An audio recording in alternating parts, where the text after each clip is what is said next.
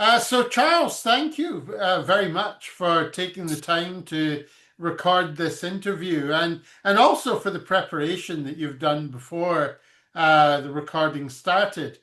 Uh, I have a number of questions that I think our discussion of is going to be very valuable for the students at the University of Waterloo. You have a very rich life. You've done a lot of things, and that I think creates a unique perspective that allows us to talk and learn from your experience. I I'm going to almost chronologically go through your career, and we're going to cover a number of things. But the first area that came to my attention was your founding of one of Hong Kong's earliest internet service providers. Can you talk about what you did there, why you did it, and the eventual acquisition by a big company, and what you learned from this process? Yeah. Well, first of all, thank you, Peter, for inviting me to have this interview, and good to meet you in person a few weeks ago in Toronto. Yeah, I guess I'm just a normal uh, double E student when I went to school in the US, like more than 30 years ago. And I didn't exactly know where my career is going to take me.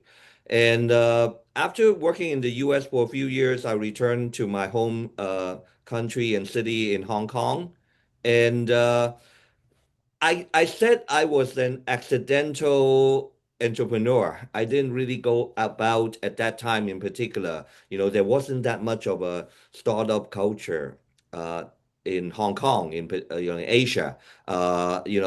People are beginning to start up, internet boom in the US and led by the US and so on. So it takes a few years to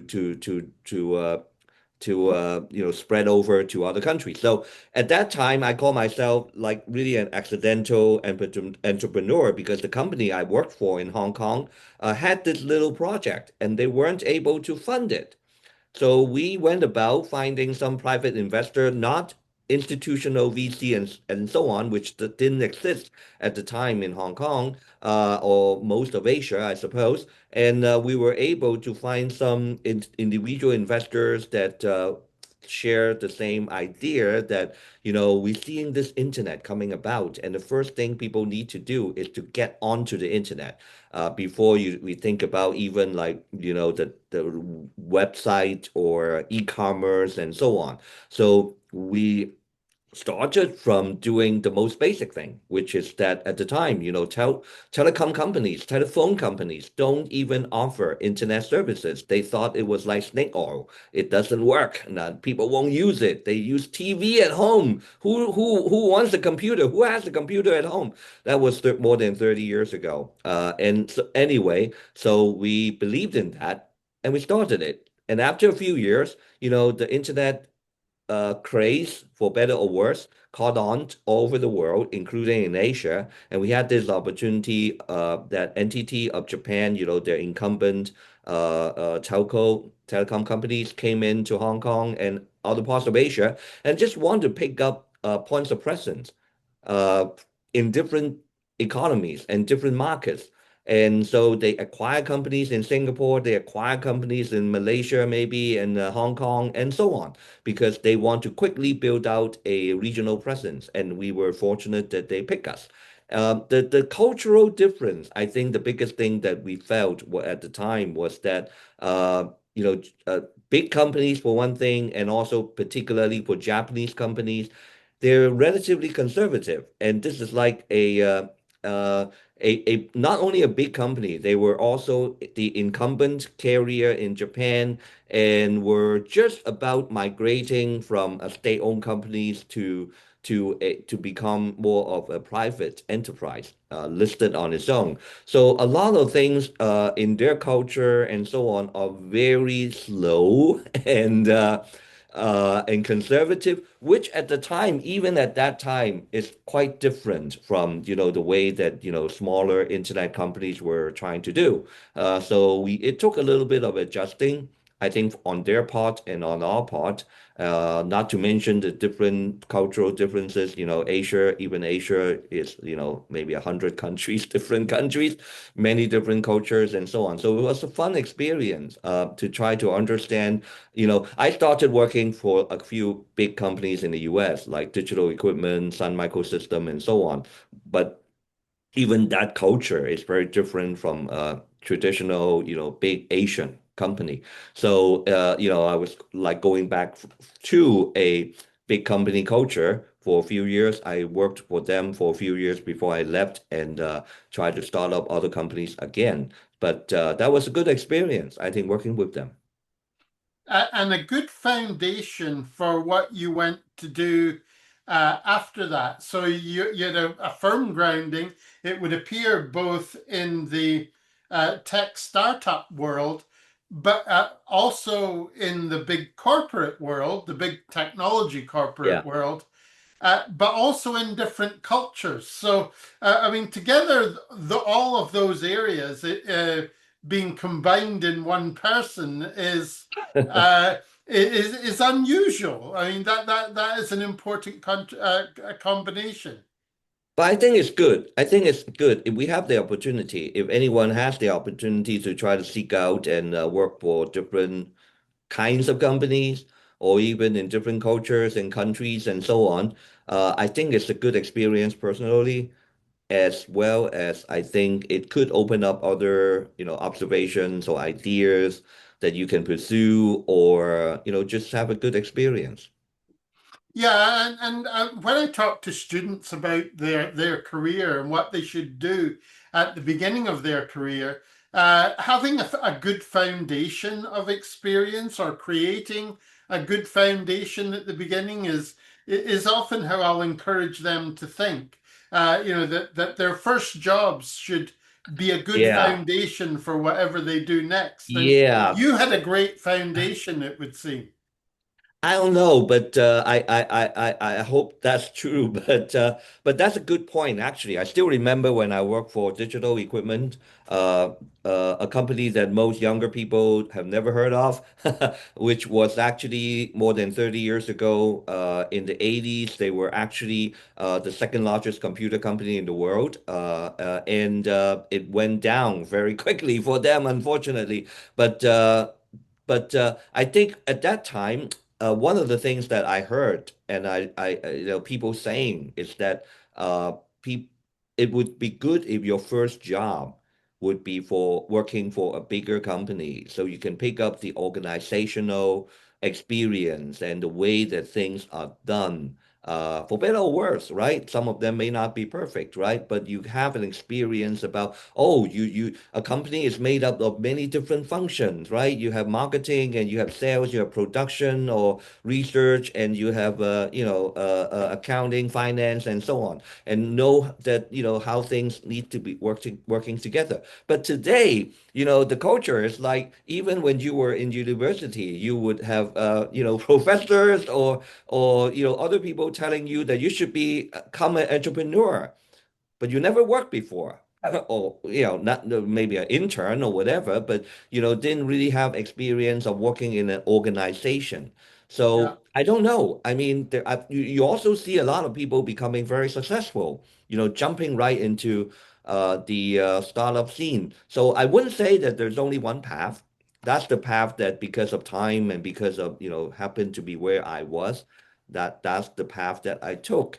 But I do see that things are a lot different right now. And maybe it is also partly because of the different support infrastructure that has become available. And the how companies uh, get bigger and become more successful from a startup situation. Whether or not you need a big corporate experience to begin with is a question mark. But I guess nobody, people don't follow the same path to success No. or whatever anyway. So but what you brought up was exactly the kind of thing that we were told a long time ago. Even though like I said, I don't think, necessarily that is the only path. And there are a lot of, people talking about, you should, don't waste your time, just go get a good idea and pick up a few $1 million from a VC and go started with it, right? If you have the opportunity, maybe that's the way you want to go. But, I guess everybody has to ask themselves, what is best for you. Absolutely. And your path progressed from the from well, you were still working in the technology world, but then you became involved politically and became a member of the Hong Kong Legislative Council. And in that role, representing the tech sector, you were involved in policy formation around technology. And I was interested in your experience there, Mm. but particularly your experience of development of tech policy and the policies that were adopted at that time. Yeah, I guess I was fortunate when I was starting up my internet service company, and it was early days of the internet, and government policymakers actually have very little, if any, idea about what it is. So they were struggling about how to regulate it or not regulate it, and what kind of whether they should and how, if they believe that it should be encouraged, what kind of policies they need for industry support and so on. So it actually started with the bad stuff, like government. First thing they see on about the internet 30 years ago when it became commercialized was that, hey, how do we license it? What do we do about some of the content, undesirable or illegal content or transactions on the internet? Like they were talking about selling drugs. And I'm not talking about illegal drugs, just but without regular licensing or the regular channel of government control, and then they get worried, right? Lots of things like that, from spam emails to pornography and so on. So how do you regulate those kind of things? So they call us, they talk to us to say, what do we need to do? How do we protect the consumers? How do we protect the children and so on? So that's how actually for me I get involved with government policies by simply because we're in the industry. We're bringing them all these trouble with our new products. So what do you want to do? What do we all want to do with it together? So that got me the opportunity to get involved more into politics. I've been interested in advocating democracy in Hong Kong for a long time myself as well. So it was a good fit at the time. Hong Kong at that time.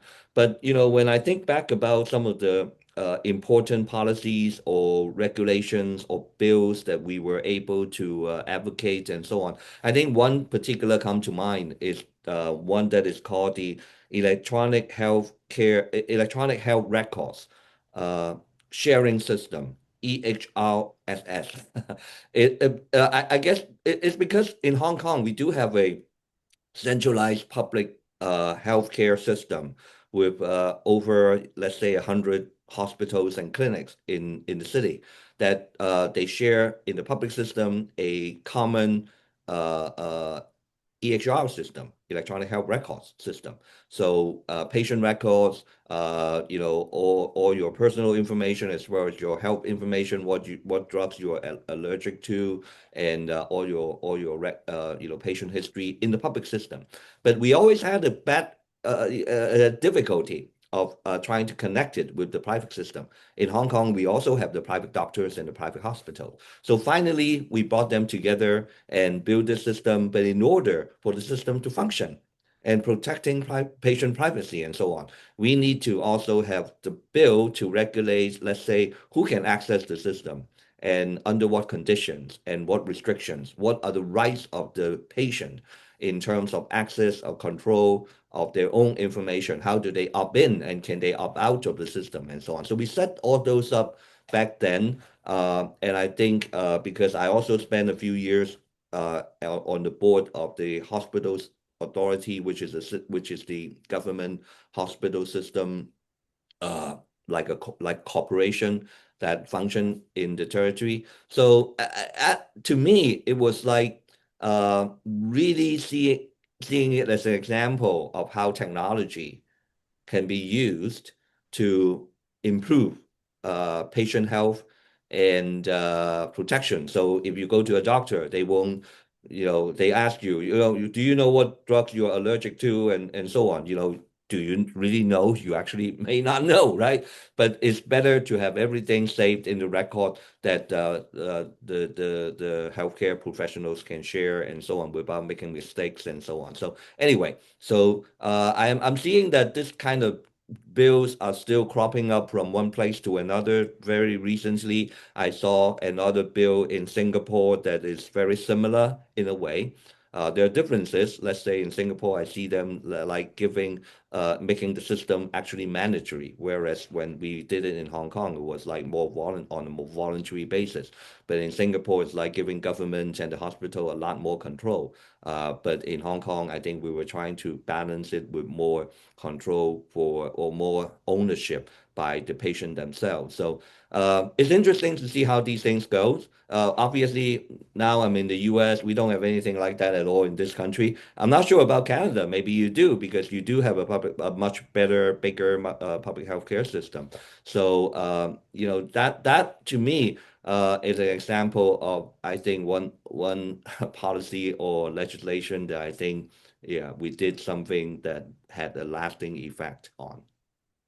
Yeah, I'm doing work on technology and healthcare at the moment, Yeah, and and we do have electronic health records in Canada, but the interoperability yeah, is not where it could be, I guess. And it's very interesting to hear that you were dealing with this very early, it would seem, in health systems dealing with this question. We're still dealing with that question now here. yeah, yeah. Well, if we have time later on, we can discuss it further. But we were fortunate in the sense that I guess similar to Canada, at least, we our our our main uh public healthcare system is big enough to have the critical mass to sort of like incentivize the private sector to connect to us. Hmm. Otherwise, I mean, we used to joke that what is electronic health records? The doctors, infamous about how they write their handwriting, right? I guess that's their encryption so that no other doctor can read their handwriting, so patients cannot move to another doctor. That's the way, that's like both customer retention as well as encryption on the part of the doctor by making their handwriting so difficult to read. So we used to joke about that. But of course, with technology, it all go away. The main focus should be on how to use the technology to improve, let's say, healthcare as well as patients' rights. Yeah. Turn so we're talking about one area of regulation and relationship between government and technology. I was interested also in your thoughts around technology innovation and regulation. So the debate or discussion at the moment seems to focus on the need for regulation, perhaps to protect public interest, but at the same time, a perception that if we have regulation, that in some way inhibits innovation. And so we've seen different approaches to this in different parts of the world. The US has its own approach, China does, and Europe would be the three Right. main, I guess, categories. How do you feel about this? What do you think is appropriate? How should we approach this? Uh, Good question. I think what I'm seeing over the years, since maybe the early 2000s is that things do work in some sort of a cycle. In the beginning, because no, like I said, from in Hong Kong or anywhere in the world, even in the U.S., nobody had any idea about how to regulate it. So you remember that in the 90s, mid to late 90s, in the Clinton administration in the US, they were sort of talking about like it was more it actually even at that time, ironically, it's actually the way that they approach the technology or these big, well, at that time, not really big, not big yet. They were mostly startups. If you think back about the Google and types of companies at the time, they were actually smaller than the big mega tech that they are right now. But even at that time, you would find similarities about how they approach technology regulations to, let's say, the administration right now with Donald Trump, in the sense that they want minimum regulations. That's actually, it has always been the American approach, which is that you don't want to inhibit it. You want to give the technology and these companies a free environment, so that they are not bounded by government regulations and controlled, and you can't do this, you can't do that, which is very different from the European approach that emerged after this American period of the 90s to early 2000s, and I guess around 2010 and so on. They begin to say, hey, this is too much. Too many problems, right? That arises particularly after social media comes around, and then we have all these problems, so we have to deal with it, privacy, and data protection, consumer protection, and so on. So the European model is more based on consumer right, human rights, and the users' perspective. Partly because there wasn't there a lot of big European tech to lobby the other way in Europe. But then China take a very different approach. State control, pretty much, in terms of data sharing, is like basically make it very easy to get to allow companies to access all kinds of data. And of course, the government itself as well, for the purpose of trying to use this as an advantage to develop their technology, internet, as well as for AI. So we see this trend moving along. And right now, I think the biggest thing the last couple of weeks people are talking about is how the Europeans are actually moving back, stepping back from the control that they set up. That actually has become sort of like a gold standard for regulations, from privacy to data protection all around the world. It maybe in the last 10 to 15 years, all countries around the world, Asia, other places, or from other continents and so on, they are trying to copy the European model because it's so written so uh, comprehensively, and done it really well in a lot of ways, especially in terms of protecting users. But now, even for Europe, the trend is moving back the other direction to say that, hey, maybe because we need to compete with in AI, and we need to loosen the control. On the one hand, they're continuing to exercise some of these privacy control and data, uh, different kinds of cases against some of the big tech companies. To me, sometimes I think maybe some of these European countries do want to, get some indirect taxation from these big tech companies that they couldn't otherwise tax, which is another point. Why is there no internet tax? Cross-border, transactions and so on. It started really with in the 90s when Bill Clinton administration basically in the US started this saying that there's not going to be any e-commerce tax and so on. So that pretty much at the time, because the US led the internet development, and basically became the standard in the whole world. And not to mention, it's going to be very difficult to tax it anyway. So, but I do see a move, you know, this kind of ups and down and kind of a pendulum swing in one way or another. Because on the other hand, you do see that people are getting more and more upset and concerned about, let's say, particular parts of safety on the internet, whether it be protection of children or cyber scams and so on.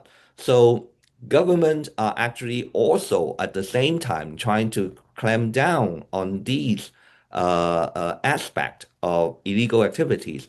So I guess the future is really about where to find the balance between the two. While at the same time, I hope people, particularly in civil society or users in general, do not lose sight of the importance of how to protect ourselves against surveillance. Because we all know that the power and the technology is there, and governments all over the world, whether you're talking about democracies as well as autocratic governments, they are all trying to gather more information to surveil on their citizens or non-citizens at the same time. So that's something that I think we shouldn't lose sight of. While at the moment, I have to say that the trend is moving toward lesser regulation, favoring technology companies because our economy, global economy right now, people are talking about how dependent we are on AI. And if AI fails, the global economy will collapse, led by the US, and then everybody else would collapse, right? So in a way, that's part of the reason why governments is so, keen on trying to make sure that they can compete on AI and lead in this area, not become too dependent on other countries and so on. But at the same time, I guess average people like us, has to be worried about where this is taking us and make sure that we have our voice to make sure that policymakers don't lose sight of individual protection while they go for the big economic competition at the same time. Yeah, alongside the growth of AI, and also with technology progress more generally, in recent years we do seem to have seen more concern about privacy and surveillance and access to people's data. And so it's going to be interesting to see how politicians respond to that. But the problem I see is that for, let's say, common people like us, we don't have the lawyers to work for us that are persistent to fight for what is best for us. And then after a while, yeah, if you ask me, are you, just anyone, are you concerned about this protecting children, or are you concerned about that aspect of your protecting your privacy? They say yes. But after a while, they go back to their playing with their TikTok and Instagram and so on and forget about the whole thing, right? But that's not the case for the big tech. They have a Yes. much bigger and more consistent, sustained profit motive and a whole team of lawyers working for them to lobby the government. So we're always on the shorter side of these kind of things, like Mm, the mm. users and the common people. So that's the difficulty. So how to keep the movement going and not getting sidetracked by my next, TikTok video. That's the difficulty. Well, you are keeping that movement going, partly, well, in a number of ways, but one of the ways that you do this was the founding of Tech for Good Asia. And I thought we should talk about that a little bit. Well, I have been engaged in a number of different civil society activities besides my involvement in politics, and especially after I left politics in 2020 in Hong Kong, I started this Tech for Good Asia. It's still a very small effort. because partly because I don't have enough time to put into it with a lot of the other activities that I'm involved with, and also now working and doing research in Stanford and also other organizations. So my goal at the time was really trying to get a number of people in the industry or academia or civil society, actually particular civil society in Asia with sort of common vision about how we can use technology for good in a more general sense, and in a way trying to also sustain and educate, or educate is not a good word, it's like too top down, but try to work with other people to find common ground and purpose in trying to use technology better. And mindful that that was like 2020, 21, and it was a little bit before the AI attention got all these attention in the more recent 2 or 3 or 4 years. So I think we're also mindful that things have been quite different also, because right now, a lot of these attention are moving toward like AI, digital sovereignty, and issues like that, rather than initially we were still looking a lot, particularly if we're thinking about Asia, there are still different levels of internet or technology adoptions in different countries, and some countries maybe still relatively at a level that they require more access, or more equal access or opportunity to access for some of the basic access, like getting onto the internet or getting a hand on a computer or phone, compared to some other countries that are very advanced. So we were initially dealing with that, but things got a lot more complicated now with AI, because the funny thing about AI is like internet, we're still talking about digital divide. Some countries or people may have a more difficult time getting access, but then all of a sudden with AI and open source. Every government thinks that, rich and poor, every government thinks that they can have a opportunity to leapfrog and use open source AI to develop their own model that is only unique to themselves, and give them not only a competitive edge, but in some sense also necessity in order to govern. So that is also something that we're noticing that may need more attention in future, because things will shake out very differently. If we're concerned about, let's say, looking at countries like Canada, the US, might be one kind of perspective, but when you go to some other countries at a different economic level or technological level, things could be very different. Yes, absolutely. So, in pursuit of applying technology for good, in pursuit of good outcomes as far as technology is concerned, what can people do to influence the direction that things take? How can civil society advocate for equal access to technology and to ensure technology does good rather than bad? Yeah, I think that's why participation really has to be the key word. People can participate. We're not just users, passive, sitting here and downloading all these programs and or apps, and as a user, and when there's something that I didn't like about, my Facebook or Instagram, and then I try to, send an email to them and get no reply. No, don't just sit there and be a very passive user, because in terms of the governance of the internet, the original design from the people who sort of invented the internet 40, 50 years ago was that they want users to have a big part of it. The reality is, in the last 20, 30 years, gradually, started like I keep on mentioning about the key period of the mid to late 1990s in the Clinton administration when they sort of like the U.S. government sort of liberated the internet by giving up control on the internet uh, to a large extent. And then at the time, it was like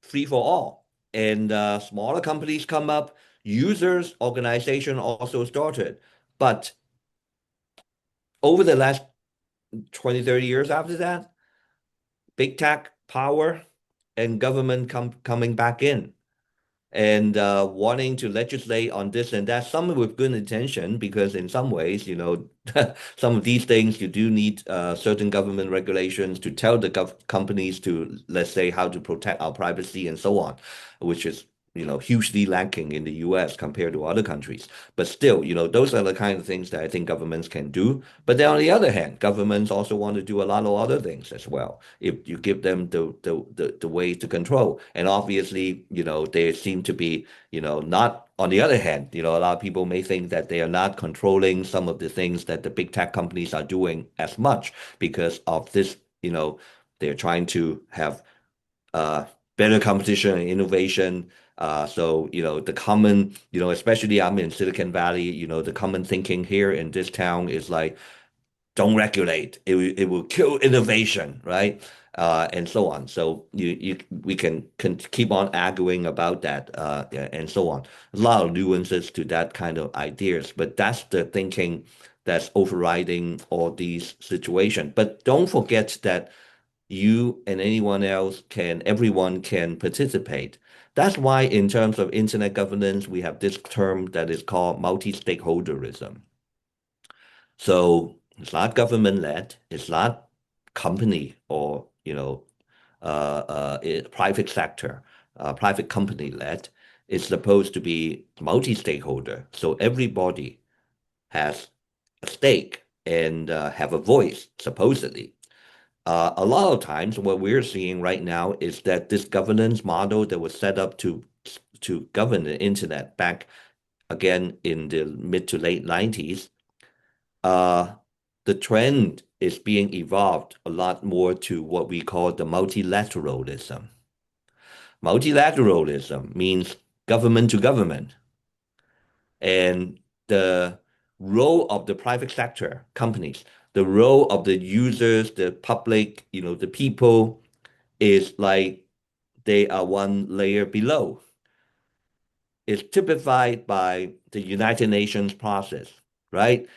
United Nations is or many of their governing bodies for different sectors, including, for example, the International Telecom Union that has to do with many of the telecommunications and internet policies. Um, the membership is only governments. You and I cannot be a member. Your university and my university cannot be a member, right? Only the governments. If you're called upon to the United Nations to give your comment, you're at a much lower tier. You're just making a comment, right? And then usually only, they say like if we have time and we'll give you 60 seconds, right? So that's not what we want. That is, it would be, and the danger right now is also because of the United Nations politics within the United Nations when, when the US is like very much withdrawing, and then you do see that actually other countries, particularly led by China and Russia and so on, are becoming a much bigger voting bloc within the United Nations. A lot of these policies can be led sideways but because of many political motivations, rather than because governments really want to protect its own people, which obviously that concept is very different from one country to another, or one government to another. So I would be very concerned if this trend continues, that the governance of many of these technological issues, particularly you see with AI compared to 20, 30 years ago, when we started talking about internet governance, it's all multi-stakeholderism, bottom up. user driven. Whereas today, if you think about AI governance, it's all about AI summit that is call a point organized by the Prime Minister of the UK, and then the next one we will have it in Korea, and the next one we have it in France, and so on, all government led.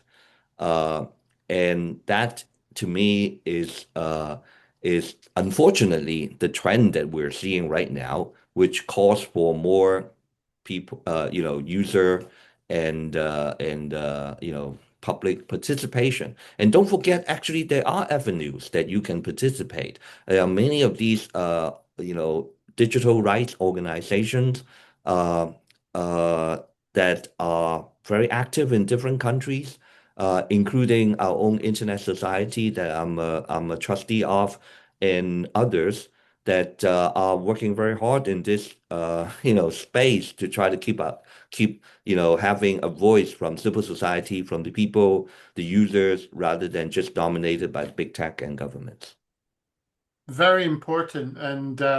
But as you say, you've been involved with the organizations or some of the civil society organizations that seek to influence this. But as you have highlighted, we are, as in many other areas we've discussed, we're at a crossroads at the moment where things may become better or they may become worse, and it is a time where the efforts of individuals are going to be very important.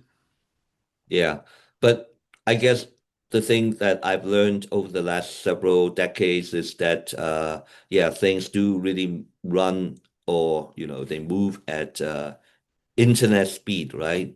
We used to say Mhm, that, which means that basically things seems to, cycles seems to be much shorter. Things seems to mhm, move very quickly. So one thing that is really the trend right now could very much become very different, a mhm. year from now or 6 months from now. So yeah, I guess we shouldn't be surprised by any more unpredictability, or just these cycles becoming quicker and quicker and shorter, and changes can happen. I mean, keeping it at both as a point of vigilance as well as a point of optimism that, things can change. The For young people today, who are young technologists, perhaps interested in policy, what advice would you give them today to, I guess, best prepare and get involved in making a difference here? Well, I don't know. I was fortunate. I never really had to ask myself that question. I get led into different situations. But maybe one point is that save a little bit of time other than your study and your work. That find the kind of things that you are passionate about. It could be even about not necessarily very directly hard policy stuff. It could be just like, I want to advocate, I want to use technology for art or whatever, right? And then you find people of common interest and get them together to find out what are the kind of things that are in your way of getting to what you like to see, and and do it. I found that working with people, like-minded people, on things that you're passionate about is the best. If you're not really into hard policies in some particular areas, and we force you to say you have to do this, it's very difficult. And also, I think fundamentally, hopefully, people do realize that, the technology that we have is something that we can control. And we used to say a lot 20 years or more ago that we say technology is neutral, and you can use it for good and you can use it for bad and so on. I still believe that that is true, but unfortunately, as long as the power shifts more and more toward those with a lot of power, like the big tech and the governments and so on, then it would become harder and harder for common users to really, control their own destiny. And that is, I think, where people should not, number one, not give up, but at the same time, find out where they can really participate. And again, there are many of these digital rights in organizations nationally in many countries, particularly I'm sure in Canada as well as in other countries. I've seen a lot of good work from our Internet Society chapters in Canada working on, for example, our national chapter based in Ottawa has been working very hard. I know that they've been working closely with government on different kind of internet related legislations to try to talk to policymakers about, the pros and cons of encryption and so on, making sure that, they don't do the wrong thing, hopefully. And on the other, and also about AI, I'm sure. And also many of these other, I know our chapter in Manitoba has been working very hard on helping indigenous community to build network where there's not sufficient provision from, let's say, the commercial providers, capacity building even if you're a tech guy and you just want to focus on technology, how about helping people to share your knowledge, to help them capacity in terms of building capacity in underprivileged communities? It happens a lot. Let's say in Manitoba, our chapter has been working with the indigenous community, whereas our chapter in New York has been working with, these public housing that doesn't have the right or sufficient internet connectivities and so on. So how do you help them have the tools and the knowledge for the local community to be able to build and operate their own community networks and so on. So I mean, even if you stick to the tech stuff, there's a lot you can do. Of course, if you also want to get involved with some of the other more policy issues and so on, then that is important too. Protecting users' rights, particularly whether in your own country or even internationally, in many of the other countries that are more,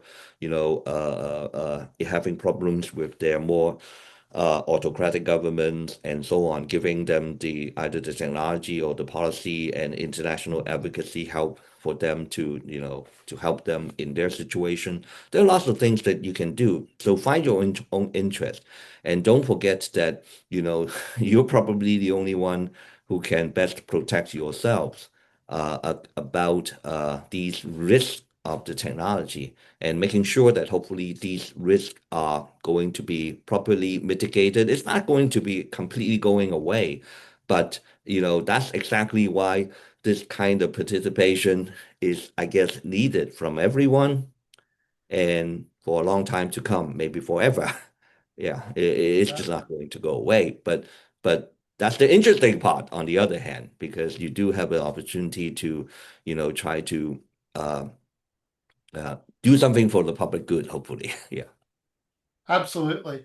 I just have two further questions. The first one is, I know you've been working on undersea cables and that you feel quite strongly that this is something that we need to, I guess, pay more attention to Yeah. because of the vulnerability that's there, presumably, and perhaps other things. So, can you tell me about Yeah. the work you've been doing here? Yeah, because my background of being an internet service provider, I still remember in the early 2000s when there was a big earthquake in Taiwan, and at that time, everybody felt it, not the shaking of the ground, but our internet connections. In the early, in the I forgot exactly year, but it was in the early 2000s when there was this earthquake in Taiwan. All these other economies and countries around the region, whether Korea, Japan, Hong Kong, Singapore, even, everybody felt, why is my internet connection slower than before? That was 20 plus years ago, and the level of undersea cable build out compared to today is much smaller at the time. So e- even a natural disaster like that, really make a big difference. But now, fortunately, we have a lot more cables all around the world. Cable systems that are connecting what people every article you read about undersea cable start with the sentence 99% of the intercontinental traffic of the internet goes through undersea cable. But today, when we're using the internet with Wi-Fi and your phones and so on. You just thought everything is in the air. It's not in the air. It's all going through fiber optics underground and then undersea to the next country or the next continent, connecting the world. So people always lose sight of that. And I like 2, 3, like actually 3, 4 years ago, I started looking at the situation in Taiwan because I felt that that was a really key point of vulnerability for Taiwan. At the same time, could be an opportunity to shore up the kind of cooperation between countries like Japan, Korea, and Taiwan in terms of the undersea cable resilience that they can achieve, in spite of actually, I guess the prediction was correct that in the last several years, there has been quite a number of undersea cables disruption the in the East Asia region, particularly all around Taiwan,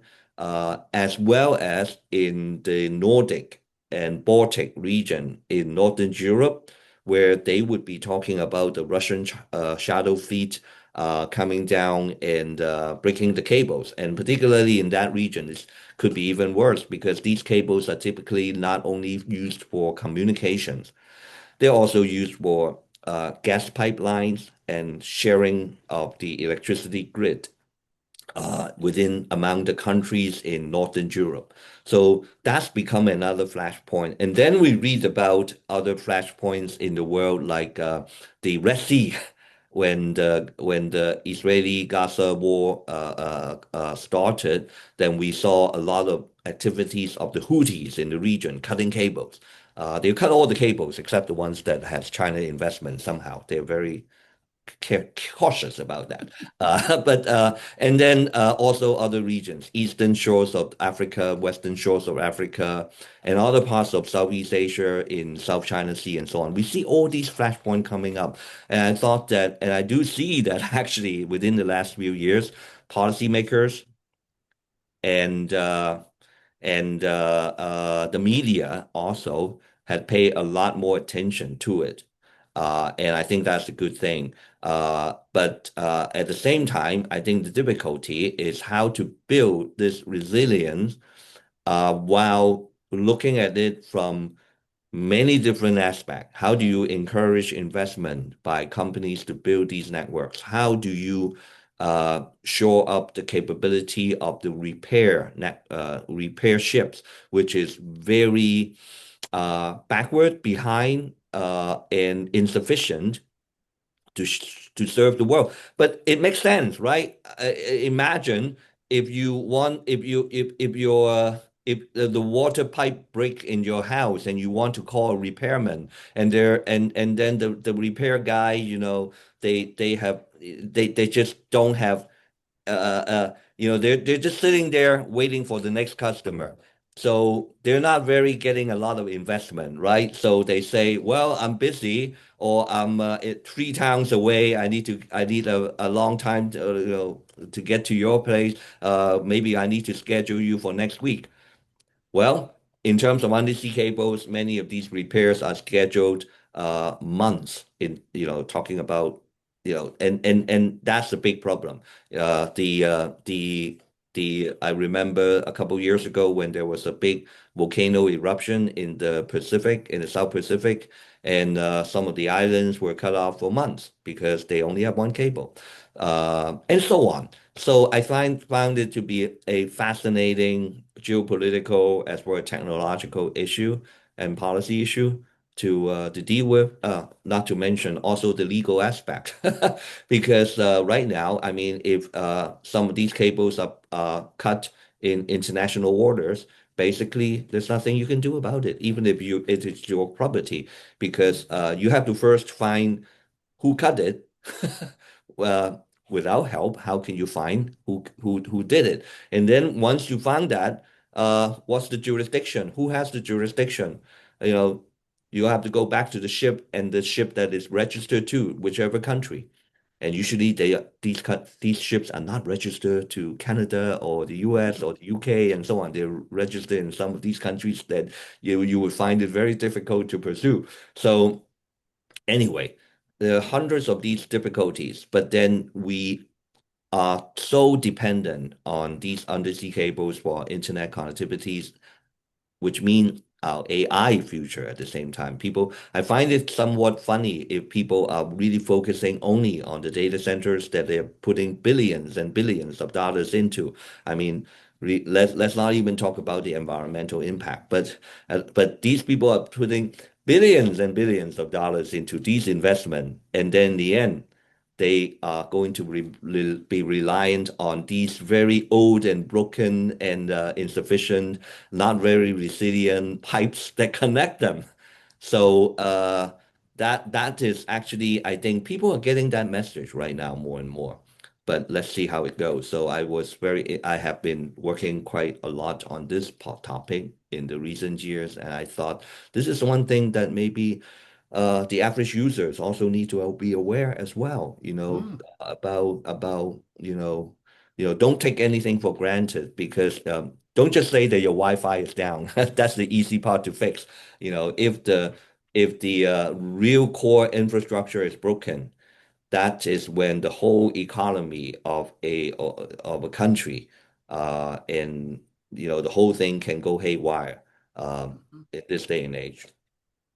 Yeah, I've seen some papers, videos, and other things that have imagined the world if the internet was to go down for a long period of Maybe time. it's good, right? So we can go back to the other things that we don't do now anymore.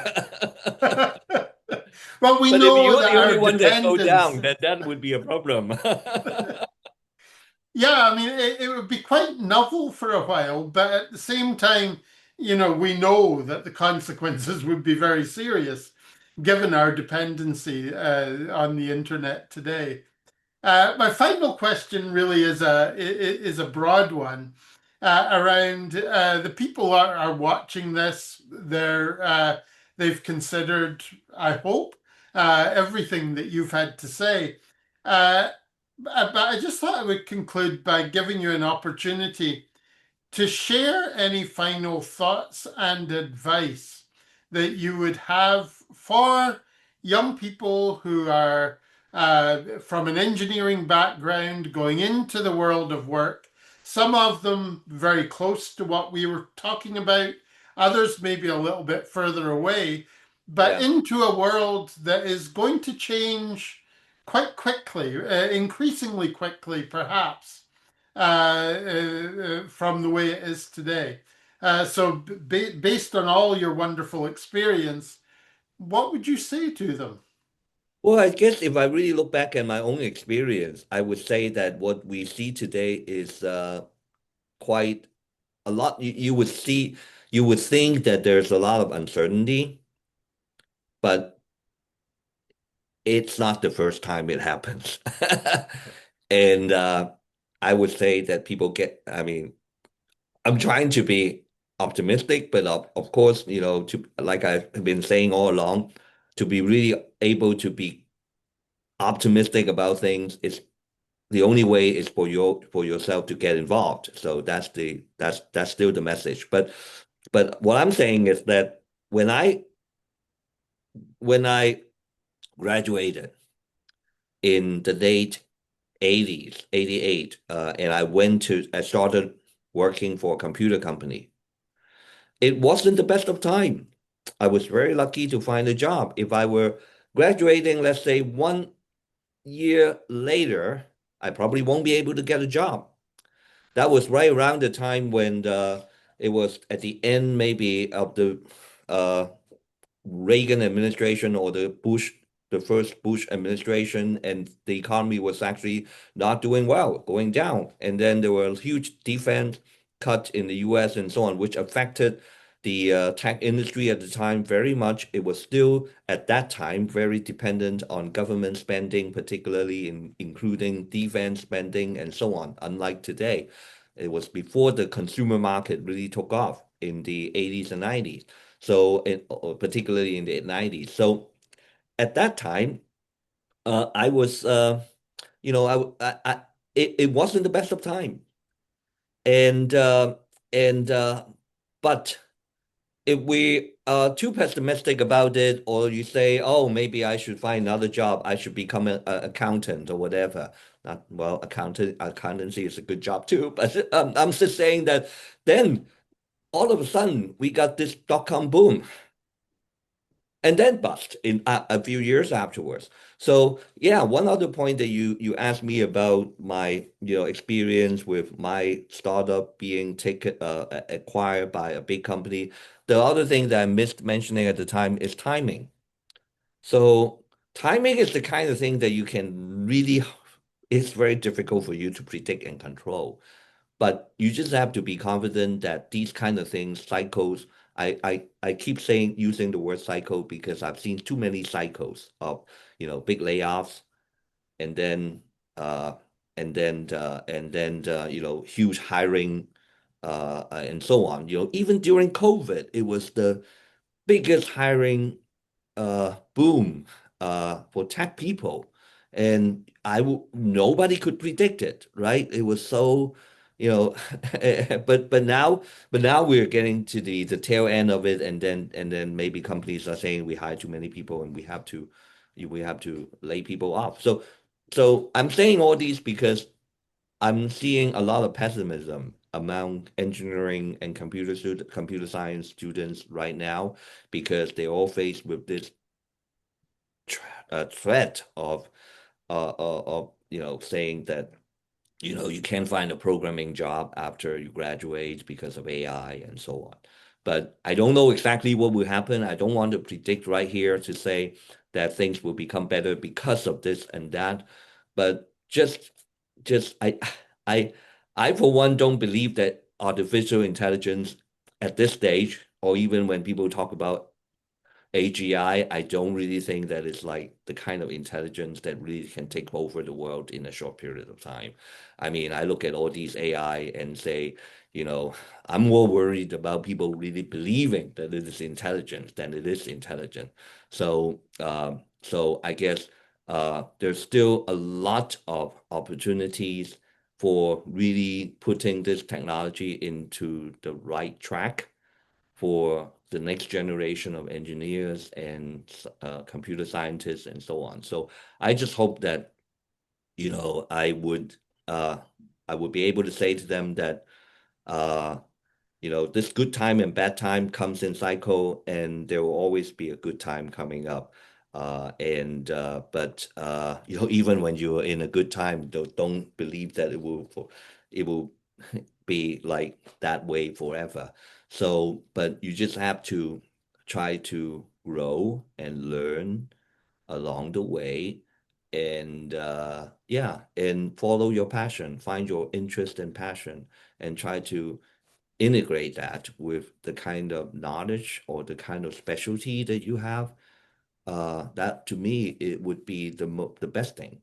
Uh, that uh, hopefully both for the person professionally, but at the same time, hopefully also in terms of how you can do something good for the community and for society as a whole.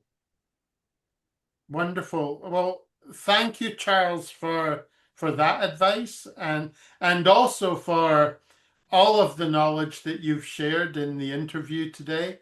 I know it's going to be valuable to the people who are watching it, and Oh, I thank really you. appreciate your time. Thank you. Thank you for having me and thank you for the discussion. Thank you.